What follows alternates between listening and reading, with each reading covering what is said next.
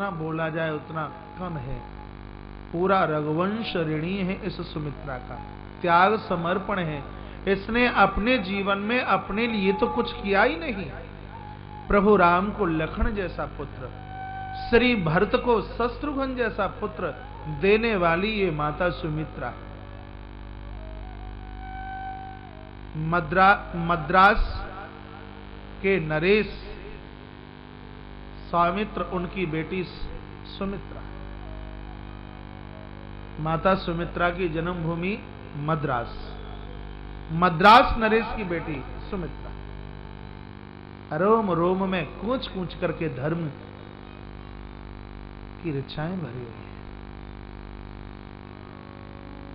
पूरा मानस आप पढ़िए, सुमित्रा जैसा समर्पण देखने के लिए नहीं आएगा, मिलेगा नहीं।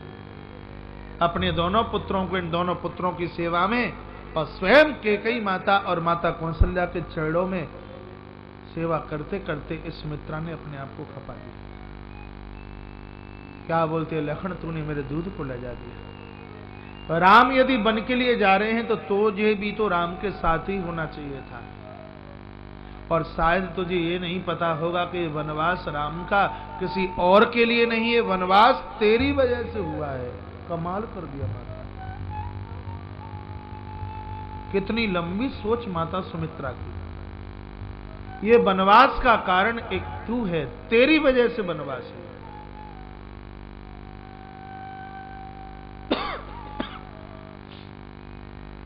हमारे मध्य में उत्तर प्रदेश जिला जालौन की बड़ी सुंदर तहसील है उरई। उरई से डॉक्टर साहब उमाशंकर जी और उनके पिताजी श्री रामदास जी स्वर्णकार मध्य में उनका आना हुआ है। आप इधर से आगे आ जाइए, पीछे कार्यकर्ता लोग हों उनको इधर आगे ले आइए। व्यासपीठ संघ का बहुत आदर है, बहुत मान है, बहुत सुंदर।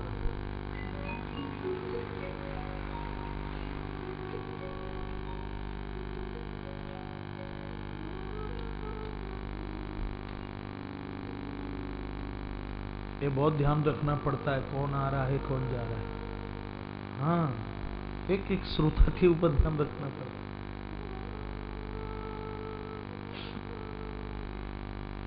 यहाँ पे ज्यादा बोल रही है।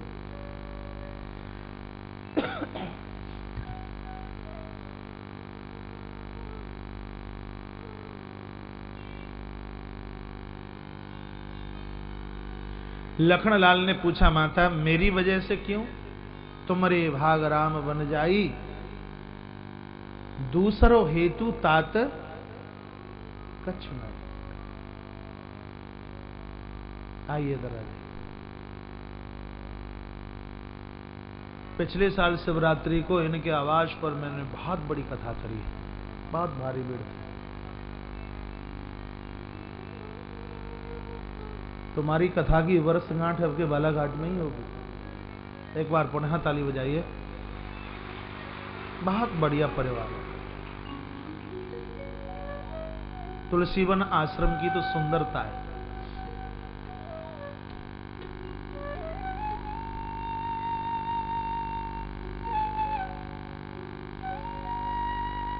अब मेरी तरफ देखिए।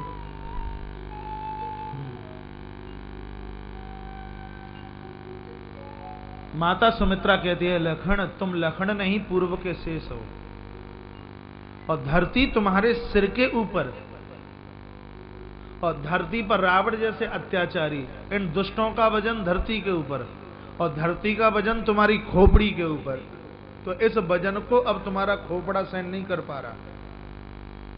प्रभु राम दुष्टों को मारने के लिए और तुम्हारे सिर के वजन को हल्का करने के लिए वनवास हुआ है, और दूसरों हेतु तात कछुनाई, और कोई दूसरा कारण ही नहीं हो सकता।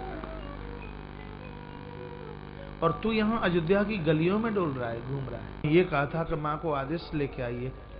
सुमित्रा बोली, बेटा मैं तो तेरी नकली मां हूं, असली माता तो जानकी है, असली पिता तो राम है। तात तुम्हार मां तू वैदेही, पिता राम। असली मां जानकी और असली पिता तो राम है। हम तो एक जन्म के माता पिता हैं। ये सीताराम सरकार तो पुत्र तुम्हारे जन्म जन्म के माता पिता। यहां तक आने की जरूरत ही नहीं थी। जानकी के चरणों को वहीं लखन तू प्रणाम कर ले। लखन लाल सुनकर इतने गदगद हुए हैं, इतना रोए हैं। सुमित्रा कहती है, लखन, इस दुनिया में बड़भागिनी नारी वो है जिसका पुत्र भगवान का भक्त बने, और जिस मां का बेटा भगवान का भक्त नहीं। सुमित्रा हाथ उठा करके कहती है, वो नारी जिंदगी भर बांझ रह जाए तो ज्यादा बढ़िया है। बांझ रह जाएगी तो कम से कम राक्षसों को जन्म तो नहीं देगी। यदि पुत्र को जन्म दे तो भगवान का भक्त, राष्ट्र का नायक चल करके आए, और नहीं तो वो बांझ रह जाए तो ज्यादा बढ़िया है। कह दिया है, माता के शब्द हैं, पुत्रवती जुवती जग सोई, पुत्रवती जुवती जग सोई, रघुपति भगतो जात सुत होई, पुत्रवती जुवती जग सोई, रघुपति भगतो जस सुत होई, बांझ बलि बाधी पियानी, न तरु बांझ बलि बाधी पियानी, राम विमुख सुत गीत जानी, पुत्रवती जुवती जग सोई, पुत्रवती जुवती जग सोई, रघुपति भगतो जासु सोत हो। बाल कृष्ण लाल जय हो।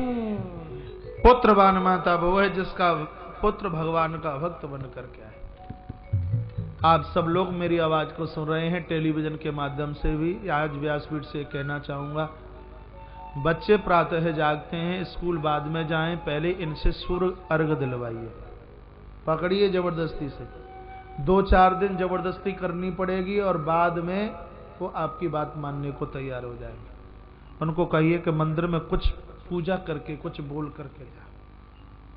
यदि कोई माँ अपने बच्चों को ये संस्कार देती है, ईश्वर ऐसी मातृ शक्ति की आरती उतारते हैं और उसकी बड़ाई करते हैं। ये 3 देवियां ऐसी हैं जो भुलाने के लायक नहीं है। एक है माता मदालसा, एक है सुनीति, और एक ये मानस की माँ है जिसका नाम है सुमित्रा। मदालसा भी कहती है, जिन बच्चों का जन्म मेरे उदर से हुआ है उनको अब किसी और माँ की गोद और माँ की कोख में नहीं जाने दूंगी। सुनीति का चरित्र आपने श्रीमद् भागवत में कई बार पढ़ा है। और ये श्री मानस की माता सुमित्रा जो लखन को कहती है, देर न लगे अभी प्रस्थान कर। माँ के चेहरे पर कोई मलिनता ही नहीं है। आप बच्चों को अपने लिए, परिवार और खानदान के लिए उनको बड़ा कर रहे हैं, तो आपने बच्चों का शोषण किया है और आपने उन्हीं बच्चों को राष्ट्र हित में, समाज के हित में, दूसरों के हित में लगा दिया है, तो ही आपने उन बच्चों का पोषण किया है। बच्चों का शोषण नहीं, बच्चों का पोषण होना चाहिए। बच्चों को परमार्थ और परमात्मा से जोड़िए। ये सिर्फ तालियां बजा करके ही मुझे खुश करके मत चले जाना, जो कहा है उसको मानना भी। ये संस्कार बच्चों को देना, बोलना काज महाराज के मुंह से ये सुना। इधर तैयारी की गई वन जाने के लिए। भगवान ने वनवासी वेश धारण किया। उधर श्री सुमंत जी महाराज को अवधेश दशरथ ने बुलाया। सुमंत पहुंचे गए, चरणों में पुनः प्रणाम किया, कहा अन्नदाता की जय को बोलिए। महाराज दशरथ ने कहा, सुमंत ऐसा कोई उपाय हो सकता है क्या, पुत्र के वनवास को और मेरे प्राणों को रोक लिया जाए। राम का वनवास नहीं, ये दशरथ की मृत्यु है। राम का प्रस्थान वन के लिए और मेरा प्रस्थान यमपुर के लिए है। सुमंत तुम इस अयोध्या के सचिव हो। जब राजा अधीरस्थ होता है, जब राजा किसी काम का नहीं रहता, या तो गद्दी गुरु के द्वारा बचती है या गद्दी सचिव के द्वारा बचती है। आज अवध तुम्हारे हाथ में है, सुमंत इस अयोध्या को कैसे भी बचा लीजिए। मेरी प्रार्थना है पुत्र राम को 14 दिन के लिए गुरुदेव वशिष्ठ के आश्रम में लेके चले जाइए। 14 साल के लिए मेरा राम बन के लिए जाएगा, यह बूढ़ा दशरथ सहन नहीं कर पाएगा। राम को बन के लिए ले जाना सुमंत, लेकिन रात्रि का सूर्य अस्त होवे तो वापस ला करके गुरुजी के आश्रम में ले जाकर के बिठा देना। मैं राम के बिना रह नहीं सकता। सुमंत जी बाहर चल के आए हैं। इधर जानकी और लखन और प्रभु श्री राम उसी भवन में पहुंचे। मां को प्रणाम किया है। पत्थर जैसी हृदय वाली कैकेयी इतने पर भी न पिघली। एक भी बार प्रभु को रोकने की कोशिश नहीं की और इसके मुंह से ये भी नहीं निकला कि वनवास तो मैंने राम के लिए मांगा है, लेकिन तुम दोनों संग क्यों जा रहे हो। एक संत ने कहा कि नहीं, कैकेयी ने तीनों के लिए वनवास मांगा। कैसे? तापस वेश विशेष उदासी। तापस वेश धारण करके राम और शेष विशेष, वो शेष कौन जो लखन बन के आया है, उदासी जो चरण राम जी के चरणों की सेवा कर रही है। इस सारे में तीनों के लिए वनवास मांग लिया। प्रभु राम ने पिता के चरणों में वंदन प्रणाम किया है। महाराज दशरथ बहुत रोए हैं। लखनलाल ने प्रणाम किया। लखनलाल के लिए कहा, बेटा लखन तुम क्यों जाते हो, तुम्हारे लिए किसने क्या मांगा। अब लखन तो बिल्कुल राम की परछाई की तरह है। जानकी को बहुत समझाया महाराज दशरथ ने। कहा, जानकी बेटी, मैं रघुवंश की सौगंध खा के कहूं, मैंने तुझे पुत्र वधू नहीं, मैंने तुझे अपनी बेटी का रूप दिया। पिता के सामने बेटी होवे, पिता को ऐसा लगता है कि उसके कष्ट की निवृत्ति हुई है। बेटी राम चला गया, यदि तू बनी रही तो मेरे प्राण बच सकते हैं। बिटिया जानकी तुम हमें छोड़ करके मत जाओ, तेरी विदाई के क्षण वो मैंने देखे। यहां तुझे अच्छा ना लगे तो कुछ समय मिथिला निकाल देना, कुछ समय अवध में निकाल देना, मेरे प्राण बच जाएंगे। लेकिन जहां राम है वहीं शांति रूपी सीता है, जहां राम है वहीं समर्पण के प्रतीक लखनलाल हैं। प्रभु प्रेमी जनों, ये दोनों ईश्वर से अलग हो ही नहीं सकते। जिनको शांति चाहिए तो भगवान का ध्यान कीजिए, जिनको समर्पण चाहिए तो भगवान का ध्यान कीजिए। इस कथा को सीधे सट नहीं, इस कथा को घुमा करके सुनना है। पैसे में शांति नहीं है, संसार के मान सम्मान में शांति नहीं है, शांति ईश्वर के पास है। प्रभु राम अवध छोड़ के जा रहे हैं, सब कुछ छोड़ दिया, लेकिन दो को नहीं छोड़ा है। एक है सीता और एक है लखन, और भी तो थे। भरत को बुला करके ले जाते, शत्रुघ्न को भी तो बुला के ले जाते, गुरुदेव वशिष्ठ को ले जाते, माता कौशल्या को ले जाते, सुमित्रा को ले जाते, लेकिन प्रभु और किसी को लेके नहीं गए। भगवान राम जिस स्थान पर, यानी जिस स्थान पर परमात्मा है, शांति वही है। जिस स्थान पर परमात्मा है, समर्पण वही है। शांति और समर्पण के धनी बनना चाहते हो तो ईश्वर का स्मरण एक क्षण भी मत छोड़िए, इसको विस्मृत मत कीजिए। शांति के साथ जीवन निकले, इससे बड़ा और आनंद क्या हो सकता है। समर्पण उदारता के साथ में जीवन निकले, इससे और अच्छी बात क्या हो सकती है। तीनों ने तैयारी की, काका सुमंत का रथ सामने आ गया। भगवान श्री राम ने अयोध्या की माटी को प्रणाम किया, अपनी जन्मभूमि को प्रणाम किया। पैसा कमाने के लिए देश छोड़ करके विदेश चले गए हों, जन्मभूमि को याद कीजिए, प्रणाम कीजिए। जननी जन्मभूमि से स्वर्गादपि गरीयसी। जन्मभूमि तो आपकी स्वर्ग से भी बढ़ करके है। राम जी ने इतनी सी मिट्टी अपने साथ ली है। अयोध्या से कुछ लेके गए तो अवध के मृद कण राम लेके गए। प्रातः है बिस्तर छोड़ने से पूर्व, बिस्तर क्या था, वृक्षों के पत्ते, राम जी आसन छोड़ते हैं और सबसे पहले अयोध्या की उस माटी को प्रणाम करते हैं। मातृभूमि से कितना लगाव है। आध्यात्म रामायण में कथा आती है, रावण को नीचे गिराया, विभीषण को गद्दी का मालिक बना रहे थे राम। विभीषण ने रो रो के कहा सोने की लंका, इस पर आप अच्छे लगेंगे, आप स्वीकार कीजिए। राम जी ने रोते रोते कहा विभीषण हमें स्वर्ण का प्रलोभन मत दो, मेरे लिए घास फूस की अयोध्या करोड़ों करोड़ों लंकाओं से बढ़ करके है, मुझे सोने की लंका नहीं, मुझे मेरी जन्मभूमि अयोध्या चाहिए। ये राम जी का वाक्य। जिस माँ ने तुम्हें जन्म दिया और जिस माटी में आप जन्मे हैं उसका दर्जा स्वर्ग से भी बढ़ के है, इसको भुलाया ना जाए, स्थिति और परिस्थितियों में भी ना भुलाया जाए। स्वर्ग से बढ़कर के दर्जा है। अयोध्या की माटी को जब राम प्रणाम कर रहे थे तो आंखों से आंसुओं की धार लगी थी और मां को कह रहे थे हे माता, आज मैं अयोध्या को तेरी झोली में डाल के जा रहा हूं, मेरा भरत नहीं है, आबे भरत कहियो वासु, मेरे भरत को कह देना माता 14 वर्ष के बाद का सूर्य मेरा अवध में ही आके अस्त होगा, सूर्य अस्त होने से पूर्व में मैं आ जाऊंगा, मेरा भरत किसी भी प्रकार की चिंता ना करे, मैं अपने भरत के साथ शरीर से नहीं हूं, लेकिन हे मेरी अवध की माता, मैं अपने भरत के साथ में मैं मन से हूं, मेरे भाई भरत को ऐसा बोल दो। सामने रथ खड़ा हुआ था, रथ में सबसे पहले माता जानकी को बिठाया, उसके बाद लखन और उसके तत्पश्चात प्रभु श्री राम बैठे हैं।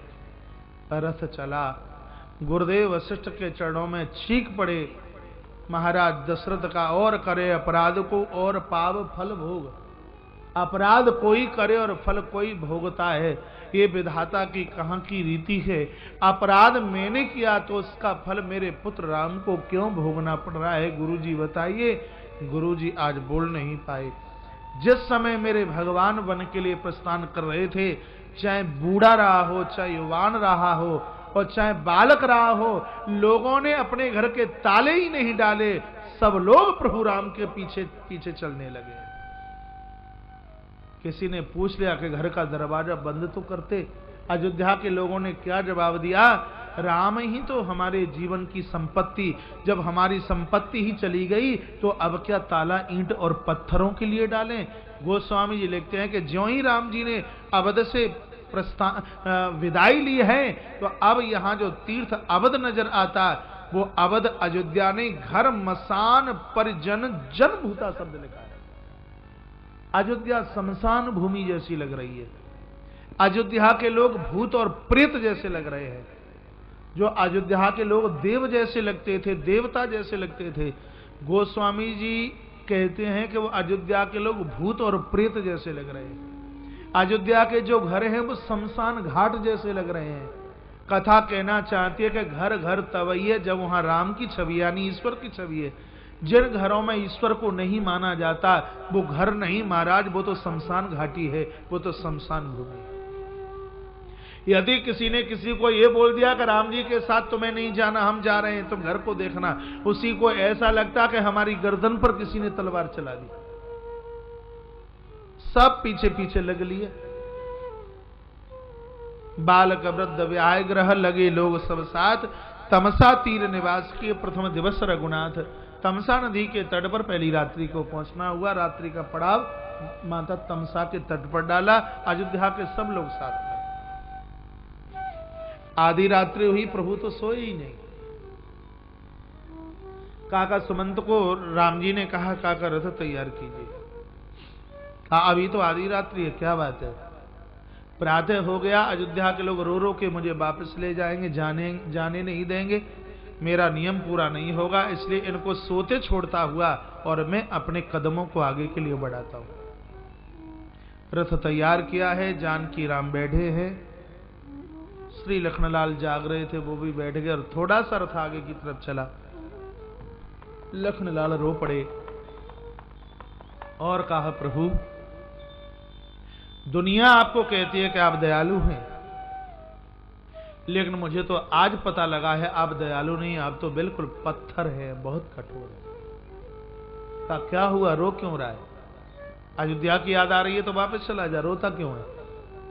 लखनलाल ने कहा, मुझे अयोध्या की याद नहीं आ रही, मैं तुम्हारी शकल देख देख के रो रहा हूं। प्रभु आप इतने कठोर हैं, जिन अयोध्या के लोगों ने आपके लिए घर द्वार परिवार सब कुछ छोड़ दिया और तुम्हारा पीछा करते हुए तमसा नदी के तट तक आए, उन अयोध्या के भोले भाले लोगों को सोते छोड़कर आप चल पड़े, ये आपकी कहां की दयालुता है। प्रभु मैं समझ चुका हूं, मैं जाग रहा था इसलिए आपके संग चल रहा हूं। यदि कहीं सोया हुआ होता तो तुम ऐसे ही मुझको भी छोड़ के चले जाते। मैं आज ये प्रतिज्ञा करता हूं, जब तक 14 वर्ष पूरे नहीं हो जाएंगे तब तक मैं सोऊंगा ही नहीं, क्योंकि मैं जहां सो गया वहीं आप मुझे छोड़ करके चले जाओगे। तमसा नदी के तट पर 14 वर्ष तक जागने का संकल्प श्री लखनलाल ने लिया, और जब तक 14 वर्ष का वो समय पूरा नहीं हो गया तब तक एक क्षण के लिए भी श्री लखनलाल ने जबकि नहीं लगाई। लखन जैसा योगी विश्व के इतिहास में कोई दूसरा नहीं हो सकता। आप सब चीजों के बिना रह सकते हैं,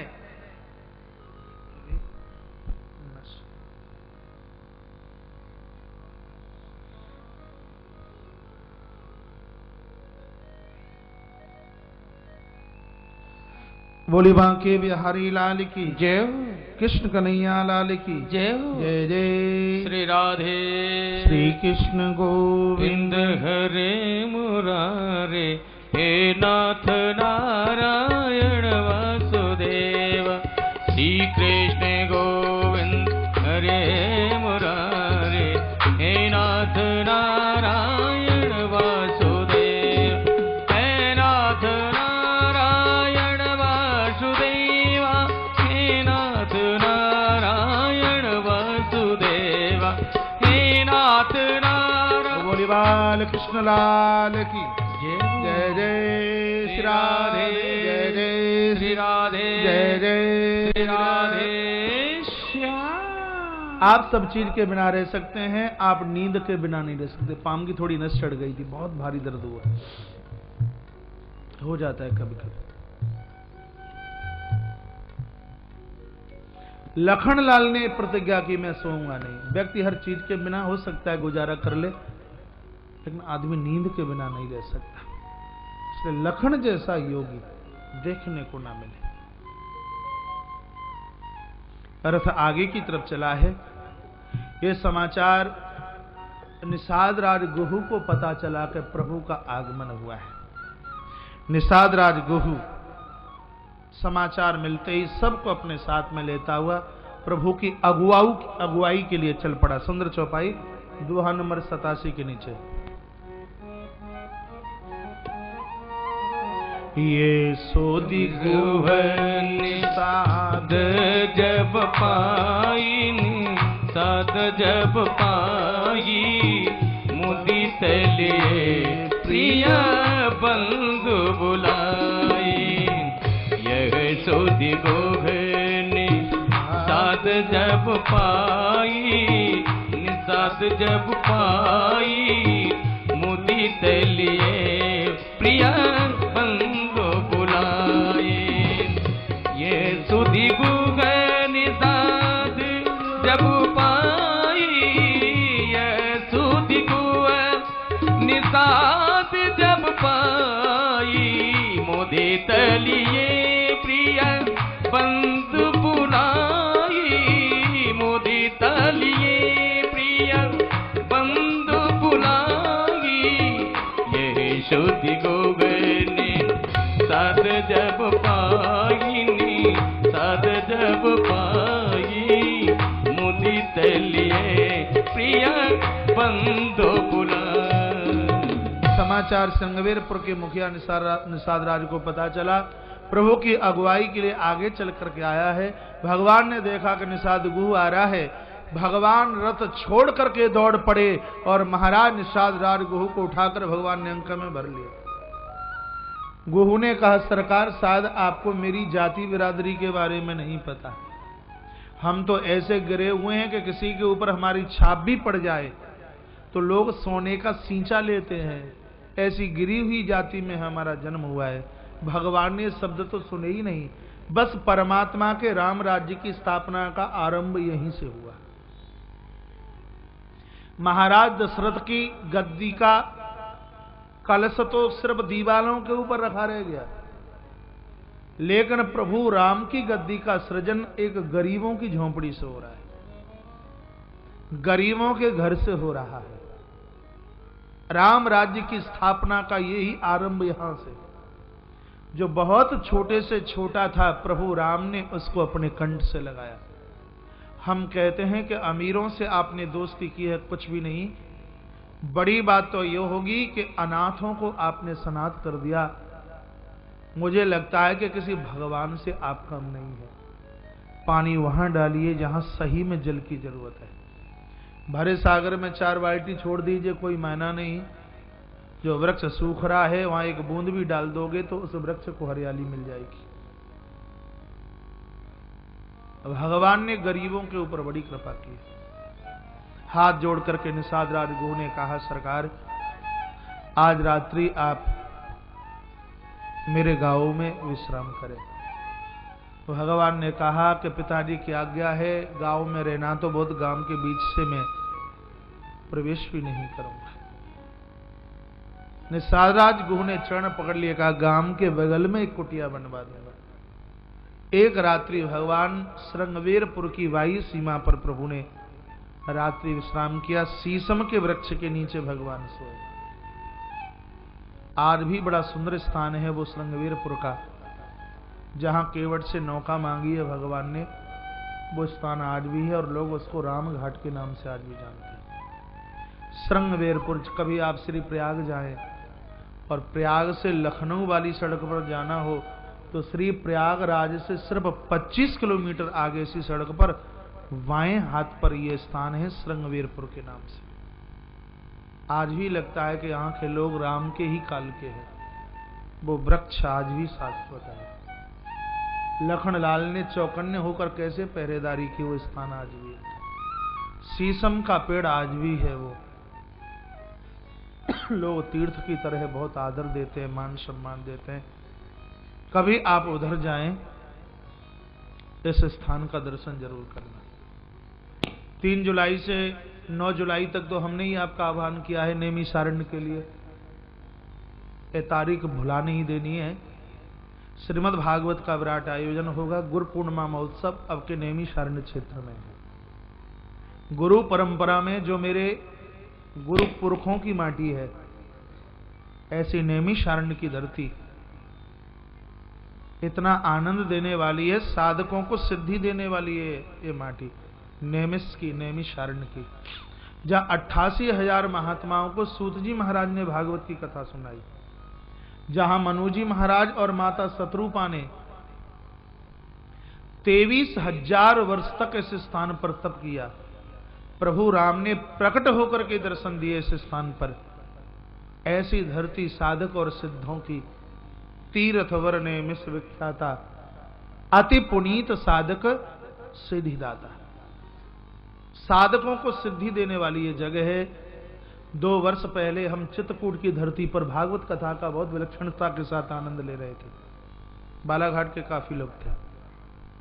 पिछले साल श्री वृंदावन में थे और अब के बार नैमिषारण्य में होंगे।